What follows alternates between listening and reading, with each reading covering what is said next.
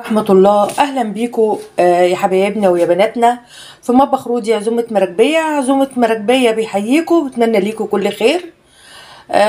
وبتمنى كمان ان الفيديوهات بتاعتي تكون نالت رضاكم واعجابكم.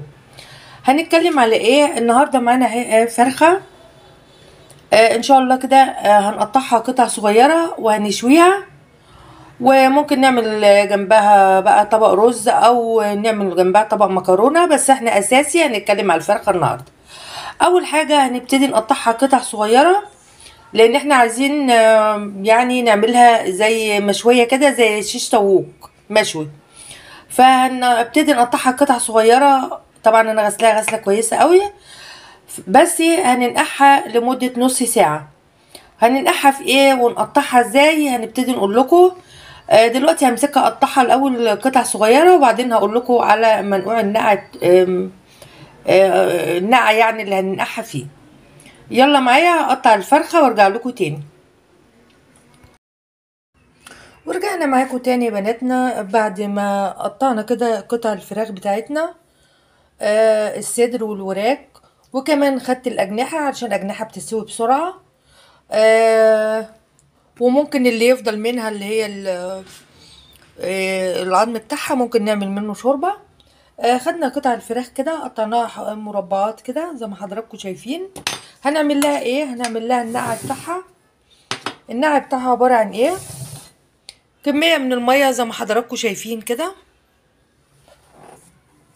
هنحط هنا نص كوباية سكر، نص كوباية من الملح، هنقلب، وعصير كمان ليمونتين زي ما حضراتكم شايفين كده. معنا هم ليمونتين هنقطعهم ونحط عصير ليمونتين على الخليط دون، وهننقع فيه الفراخ لمدة ساعة على الأقل. يعني لو عندكم وقت ممكن أكتر من كده. هنقلب كده. بسم الله الرحمن الرحيم.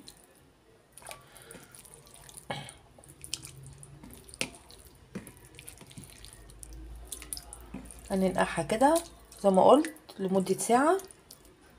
اللي عنده وقت اكتر ممكن يحطها.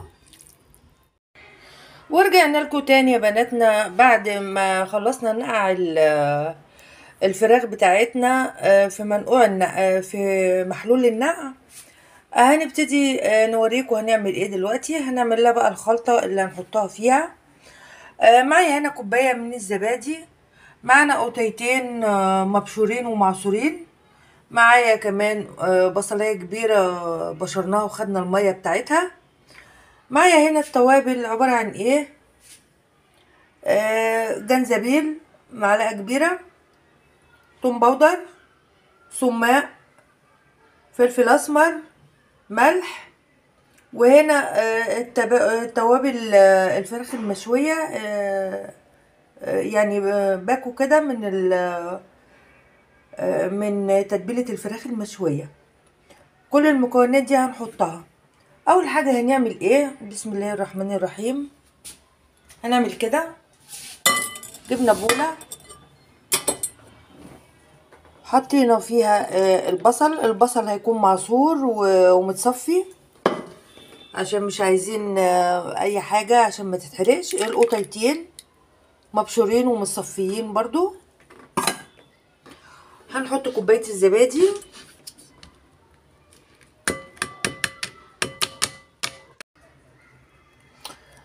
هنقلب كده المكونات دي.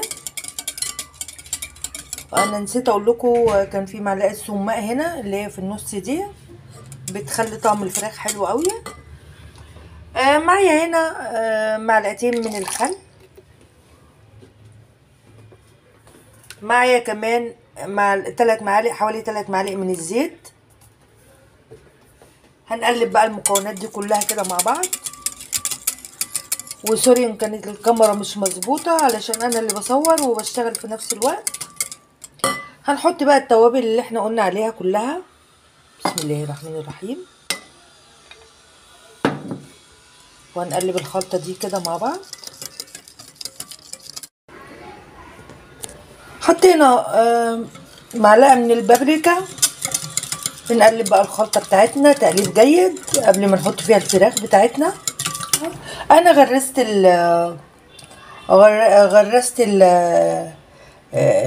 يعني الجناحات بتاعتنا كده تغرستين زي ما انتم شايفين، علشان تدخل التتبيله كمان فيها. لو انتم شايفين كده اهي من ورا ومن قدام. هنبتدي نحط بقى الفراخ بتاعتنا. هنشيل دي بقى مش محتاجينها دلوقتي.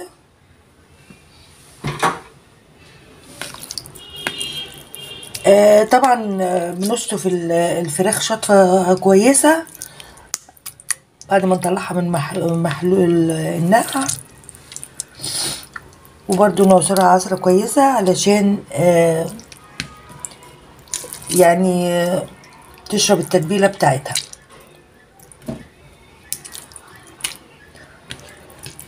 نركنها بقى على جنب كده قبل ما نخلص بقيه المكونات بتاعتنا. ممكن هنعمل شويه رز او شويه مكرونه او شويه طحينه او اي حاجه. يلا معايا. ورجعنا لكم تاني يا حبايبنا عشان نشاش الفراخ بقى. نحطها كده في عصايات الشيش عشان ندخلها الفرن. معايا هنا شبكه الفرن. معانا كمان صينيه تحتها زي ما انتم شايفين، صينيه قديمه عندي بستعملها في الاحوال اللي زي دي، في الحاجات اللي زي دي. حطينا هنا الشبكه على الصينيه. قشرت شويه بصل صغيرين كده وغسلتهم من البصل الصغير عشان احط ما بين القطعه والقطعه قطعه بصل. البصلايه زي ما انتم شايفين سليمه بس صغير. هنبتدي بقى نجيب عصيان الشيش كده، عصيان الشيش نكون يعني حاطينه في الميه لمده ربع ساعه كده عشان ما يتحرقوش معانا. هنبتدي بقى ايه، نمسك كده العصيان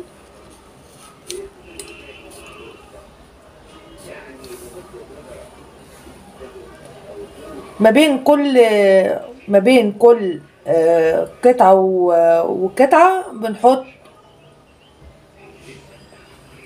زي ما انتم شايفين كده. بنحط قطعه بصل واحده من البصل بتخليه طعمه حلو قوي، واحنا بنحب البصل المشوي. زي ما انتم شايفين كده بناتنا خلصنا خلاص شيشنا الفراخ بتاعتنا زي ما انتم شايفين. معانا هنا زي ما انتم شايفين كده معانا هنا بقيه المكونات اللي احنا عملناها، الخلطه اللي احنا عملناها كنا ناقعين فيها الفراخ. من آن لآخر هندهن بعد ما نحطه من الفرن. هنطلع الصينيه وندهن بكده بفرشه من فوق الوش مره واتنين وتلاته عشان الفراخ بتاعتنا تبقى طريه. يلا بقى على فرن يكون سخن نحط الفراخ بتاعتنا الجميله دي. وزي ما انتم شايفين يا بناتنا الفراخ المشويه قد ايه جميله. بنطلعها بقى كده ونرصها منتهى الجمال. بركو جبنه فحميه كده حطيناها في ورقه من الفويل، وهنحط عليها بقى معلقه من الزيت. واو. وهنغطي، عايزين نكتب البخار دون عشان ياخد ريحه الشوي. واو زي ما انتم شايفين كده دخان طالع ريحته تجنن. هنكتم برضو تاني ادام في دخان لسه عشان انا عايزه الفراخ بتاعتنا تاخد ريحه الشوي خالص.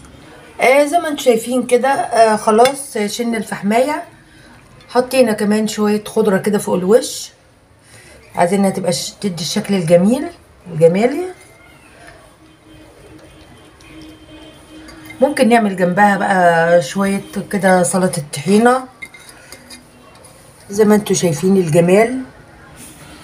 ورجعنا لكم تاني يا حبايبنا. خلصنا خلاص المكرونه بتاعتنا. مش عايزين نطول عليكم. طبعا سلطه الطحينه احنا عملناها قبل كده معاكم فانا هعملها. وكده يبقى طبقنا خلص اللي هو النهارده الفراخ المشويه على الشيش في الفرن، وعملنا لها برضو فحمايه زي ما انتم شايفين. والله العظيم والله العظيم منتهى تحفة، وريحتها في منتهى الجمال، والطعم طبعا. يعني انا عايزة اشوف كده، يعني بصوا، انا بس مش عايزة ابوظ الشكل الجمالي، هي مش مستحملة اصلا. في منتهى الجمال. يا رب جربوها وتعجبكم.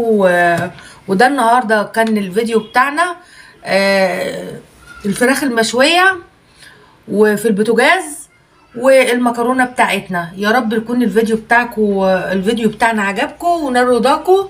وشكرا ليكم، مع تحياتي، مع تحيات مطبخ رودي عزومة مراكبية. يا رب يا رب يا رب الفيديو بتاعي يكون عجبكم.